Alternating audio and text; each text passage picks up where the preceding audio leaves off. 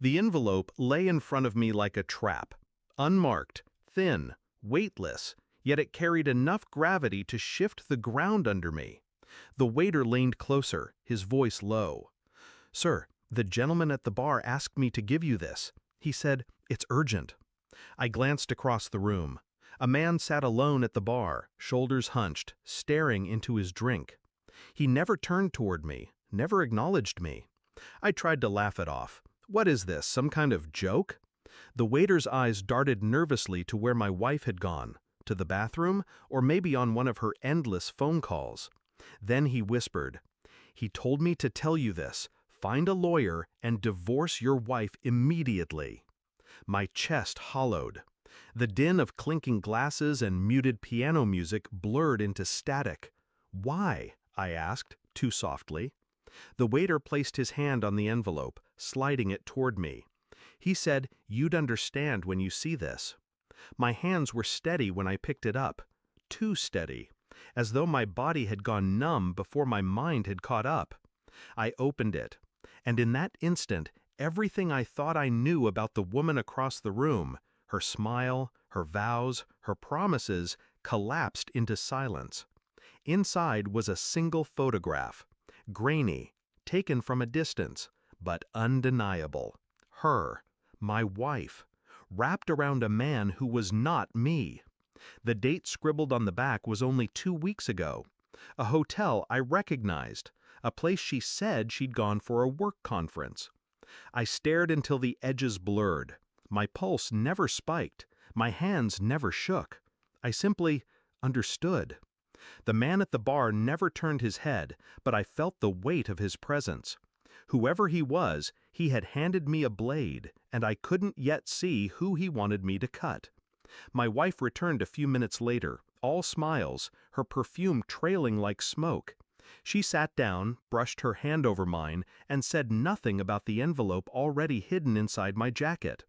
I nodded, smiled back, and lifted my glass to her. Because the only thing more dangerous than betrayal was letting the betrayer believe you hadn't seen it. I became a shadow in my own home, quiet, watching, waiting. She laughed the same, touched me the same, but I noticed the fractures now. The late-night messages, the sudden showers, the subtle shift of her body when her phone lit up. I didn't accuse her, I didn't rage. I documented. Phone records, GPS logs, credit card receipts. A ledger of deceit. The hardest part wasn't what I found. It was pretending not to know. At dinner, I'd listen as she spoke about her day. I'd nod, smile, sip my drink, while in my pocket, my phone vibrated with yet another call from the same hidden number. I began to wonder about the man at the bar. Was he her lover, or someone else entangled in her lies? His warning wasn't kindness, it was strategy. He wanted me to see, to act. But why? I didn't care. The truth was enough. So I waited. Let the evidence pile high enough to bury her with a whisper. The DNA results arrived on a Wednesday morning, a swab I'd taken discreetly one night when our son had fallen asleep with his toothbrush in his hand. The results said what my gut had already whispered. He wasn't mine. A stillness fell over me, colder than grief. Grief was human. This was something else. That night I set the report on the kitchen table. Just the paper, nothing else. When she came home, heels clicking against the tile, she saw it before she saw me. She froze. Her hands trembled when she picked it up. Her lips parted, a stammered sound escaping. I stayed silent, watching. She looked at me, tears already gathering. "Please, I can explain." But explanations require innocence, and she had none. I simply asked, "Who is he?"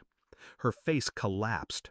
Whatever mask she had worn for years cracked into nothing. She wept, pleaded, reached for me. I didn't flinch. The next morning, I called my lawyer. Calm, efficient. When she realized what I was doing, panic set in. She clung to me, screamed, cursed, begged. She tried to weaponize every memory, every promise, every false smile we had built our lives upon. I didn't flinch. The next morning, I called my lawyer. Calm, efficient. When she realized what I was doing, panic set in. She clung to me, screamed, cursed, begged. She tried to weaponize every memory, every promise, every false smile we had built our lives upon.